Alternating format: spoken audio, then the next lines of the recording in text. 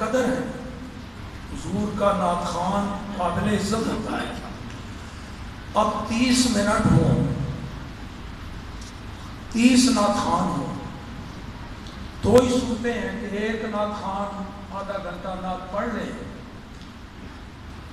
باقی سننے پر گزارا کرے، اور دوسری صورت یہ ہوتی ہے کہ ایک ایک منٹ سب کی حاضری لگ جائے، تو کون سی صورت بہتر نظر آتی ہے؟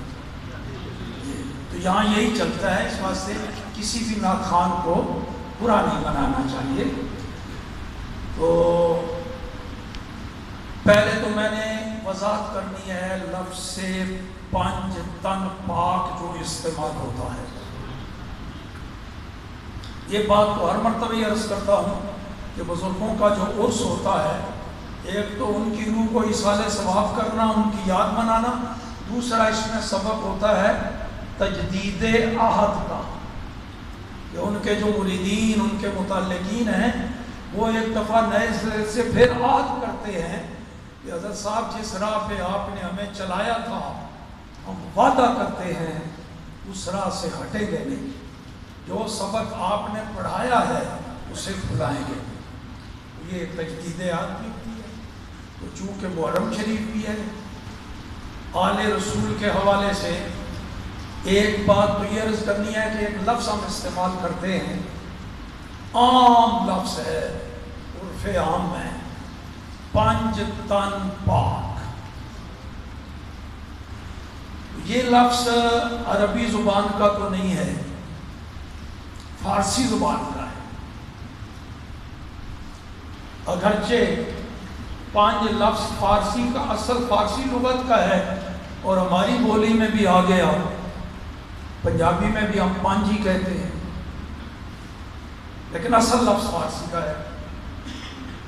تن، اس سے مراد بدن ہوتا ہے، فرد، شخصیت، یہ بھی ہماری بولی میں بھی بولا جاتا ہے، مگر اصل لفظ یہ فارسی کا ہے۔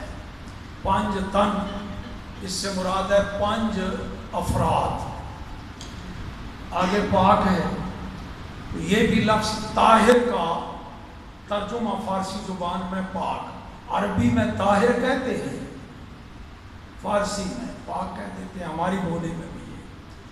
تو عام لوگ جن کو یہ لفظ ہضم نہیں ہوتا یا گوارا نہیں ہوتا، وہ ہمارے آل سنت و جماعت،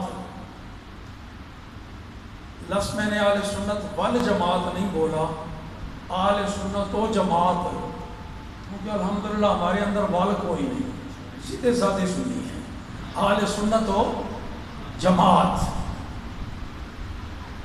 سوال کرتے ہیں لوگ ان سے، یہ کہاں سے تم نے نکالا ہے؟ پنج تن پاک، ایک تو یہ پنج تن کہاں سے آ گیا، اس سے مراد کون سے 5 شخصیات ہیں، پھر یہ پاک کہاں سے آ گیا ان کے ساتھ؟ میں عرض کروں گا یہ قرآن اور حدیث سے آیا ہے۔ پنج تن پاک کا لفظ قرآن اور حدیث سے آیا۔ پنج تن یہ حدیث رسول سے ثابت ہے، پاک قرآن مجید سے ثابت ہے، اور ہم ہوئے قرآن کو بھی ماننے والے، حدیث کو بھی ماننے والے، دونوں کو مانا تو پنج تن اور پاک ہو گیا۔ پنج تن حدیث سے آ گیا، پاک قرآن پاک سے آ گیا۔ یہ جو آیت کریمہ پڑھی ہے، پہلے حدیث سن لو کہ پنج تن کون ہے، کیا مراد ہے، اور یہ کہاں سے آیا۔ ایک مرتبہ امام الانبیاء محمد مصطفیٰ شفیع المذنبین رحمت للعالمین باہر تشریف فرما تھے،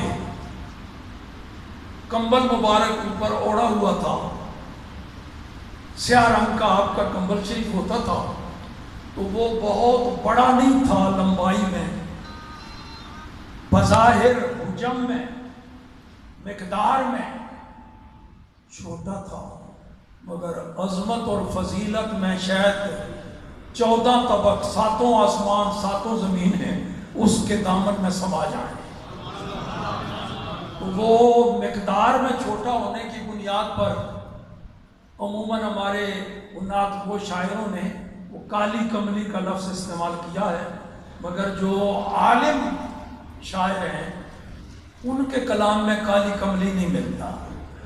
اعلیٰ حضرت عظیم المرتبت ہو گئے اس طرح، لیکن بہرحال یہ اپنی جگہ. کمبل شریف اوڑا ہوا ہے. حضرت امام حسن رضی اللہ تعالیٰ عنہ اپنے گھر سے باہر نکلے، سامنے نانا جان نظر آ گئے تو بھاگے سرکار کی طرف. نبی پاک نے سینے سے چمٹایا، ماتھا چوما، کمبل میں لپیٹ لیا، اسی کمبل میں. پیچھے نکلے حضرت امام حسین رضی اللہ تعالیٰ، وہ تو ان سے بھی چھوٹے تھے.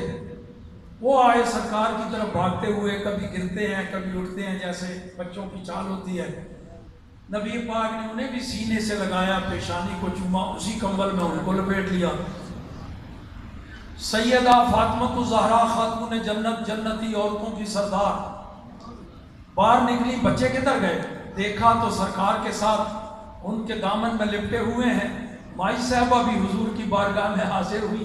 نبی پاک نے ان کی بھی پیشانی کو بوسہ دیا اور اپنی پیاری صاحبزادی کو بھی کمبل شریف میں اسی کمبل کے اندر لپیٹ لیا. یہ حدیث ہے تو آپ کو سنا رہا ہوں. پیچھے پیچھے مولا علی کرم اللہ تعالی وجہ الکریم آئے. سرکار پر نظر پڑی، کسی بھی صحابی کی نظر پڑے تو بارگاہ میں سلام عرض کیے بغیر کہیں جاتا نہیں تھا. یہ تو مولا علی باب مدینہ العلم، شیر خدا، مشکل کشا، یہ بھی حضور کی طرف آئے، سلام عرض کیا. نبی پاک نے اشارہ کیا، ان کو بھی کمبل میں لے لیا اور پھر اللہ کی بارگاہ میں عرض کی، اللہم ہؤلاء اہل بیتی، میرے اللہ یہ ہیں میرے اہل بیت. اللہم ہؤلاء اہل بیتی، یہ ہے میرے اہل بیت. اب بتاؤ اس کمبل مبارک میں کل کتنے افراد، کتنی شخصیات؟ 5. سرکار دو عالم صلی اللہ تعالیٰ علیہ وآلہ وسلم، مولا علی شیر خدا رضی اللہ تعالیٰ عنہ، سیدہ فاطمہ الزہرا خاتون جنت رضی اللہ تعالیٰ عنہ، امام حسن اور امام حسین رضی اللہ تعالیٰ عنہما. 5 نفر. حضور کہہ رہے ہیں میرے اہل بیت ہیں. قرآن پاک میں اللہ کریم فرما رہا ہے، اللہ چاہتا یہ ہے اے نبی کے اہل بیت، انما یرید اللہ لیذھب عنکم الرجس اہل البیت ویطہرکم تطہیرا. اے نبی کے اہل بیت، اللہ چاہتا ہے تمہیں ہر قسم کے داغ سے پاک صاف کر کے طاہرکم تطہیرا، پکا پکا پاک کر دے. حدیث سے 5 تن ثابت ہو گیا، قرآن پاک سے پاک ثابت ہو گیا. ان دونوں کو ہم نے ملایا، ہمارا عقیدہ ثابت ہو گیا 5 تن پاک. نمبر 2، ہمیں اہل سنت و جماعت الحمدللہ نبی کے اصحاب کو بھی مانتے ہیں، نبی کی آل کو بھی مانتے ہیں. یہ ہمارا عقیدہ. ایک ہاتھ ہمارا نبی پاک کے اصحاب کے دامن پر، ایک ہاتھ ہمارا سرکار کی اولاد کے دامن پر. ان کے بھی غلام ہیں، ان کے بھی غلام ہیں، ان کی غلامی پر بھی فخر کرتے ہیں، ان کی غلامی کو بھی سعادت سمجھتے ہیں. کچھ لوگ صحابہ اکرام کو تو مانتے ہیں، ان کی تعظیم کے آڑ میں، ان کو آڑ بنا کے صحابہ کی تعظیم کی آڑ میں اہل بیت کے بارے میں گھٹیا جملے استعمال کرتے ہیں. الیاذ باللہ. سنانا نہیں چاہتا، زبان پہ لانا نہیں چاہتا، مگر کیا کروں، کتابیں چھپی ہوئی ہیں. یہ کہ یزید امیر المومنین پر حق تھا، امام حسین نے باغیانہ حرکت کی، بغاوت کی، تو بغاوت کی سزا یہی ہوگی. الیاذ باللہ. ایک فرقہ ہو صحابہ کی تعظیم کی آڑ میں آل بیت کے بارے میں کمزور عقیدہ رکھتے ہیں، اور ایک فرقہ اور وہ آل بیت کی تعظیم کا دم بھرتے ہوئے آل رسول کی تعظیم کی آڑ میں صحابہ اکرام کے بارے میں انتہائی گھٹیا جملے بولتے ہیں، خصوصاً صدیق اکبر، فاروق اعظم، عثمان غنی رضی اللہ تعالیٰ عنہ اجمعین، اور اسی طرح باقی صحابہ۔ بات یہ ہے نبی پاک نے صحابہ کے بارے میں فرمایا کہ یہ ہدایت کے ستارے ہیں، اصحابی کالنجوم، ستاروں کی مانند ہیں۔ فَبِأَيِّهِمْ اِقْتَدَيْتُمْ اِقْتَدَيْتُمْ، میرے صحابہ میں سے ہر ایک امام ہے جس کے مقتدی بن جاؤ گے، ہدایت پا جاؤ گے۔ یہ ہیں ستارے روشنی کے۔ اور آل کے بارے میں فرمایا میری آل و بیتی مثل اہل بیتی کسفینۃ نوح، میری آل بیت کی مثال ایسی ہے جیسے نوح علیہ السلام کی کشتی، جو اس میں سوار ہو گیا نجات پا گیا، جو اسے رہ گیا غرق ہو گیا۔ یہ دو حدیثیں ہیں، ان کو ملاؤ۔ اس وقت زیادہ سمندروں میں سفر کشتیوں کے ذریعے ہوتے تھے، تو یہ اب جتنے وسائل دستیاب ہیں اس وقت نہیں تھے۔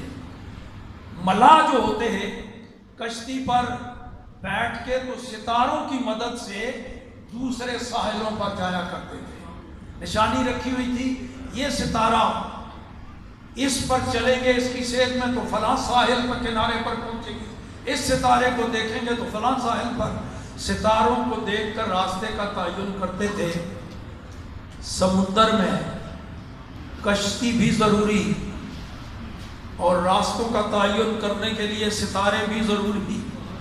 نبی پاک نے فرمایا میرے صحابہ ستارے ہو گئے، آل بیت کشتی ہو گئی۔ اگر کوئی بندہ کہے نہیں جی میں ستاروں کو دیکھ کے تو سمندر میں سفر کروں گا، کشتی کوئی نہ ہو، بتاؤ پار ہوگا کہ غرق ہوگا؟ اور کشتی لے جائے اس کو راستے کا کوئی پتہ نہ ہو کدھر جانا ہے، بتاؤ پار ہوگا کہ غرق ہوگا؟ پار وہی ہوگا جس کو کشتی کا سہارا بھی حاصل ہو، راستے کے تعین کے لیے ستاروں کی نشاندہی بھی جانتا ہو۔ اس واسطے اعلیٰ حضرت نے کہا بیڑا ان کا بھی غرق جو صحابہ کی آڑ میں آل بیت کی گستاخی کریں، اور جو آل بیت کی تعظیم کی آڑ میں صحابہ کی گستاخی کریں، ان کا بھی بیڑا غرق، ان کا بھی بیڑا غرق۔ بیڑا پار کس کا ہے؟ اعلیٰ حضرت امام احمد رضا خان فاضل بریلوی رحمۃ اللہ تعالیٰ علیہ فرماتے ہیں آؤ تمہیں بتاؤں بیڑا کس کا پار ہے۔ فرماتے ہیں اہل سنت کا ہے بیڑا پار، اہل سنت کا ہے بیڑا پار، اصحاب حضور نجم ہیں۔ نجم کہتے ہیں ستارے کو، اور ناؤ کہتے ہیں کشتی کو۔ کہتے ہیں اہل سنت کا ہے بیڑا پار، اصحاب حضور نجم ہیں، اور ناؤ ہے اطرت رسول اللہ۔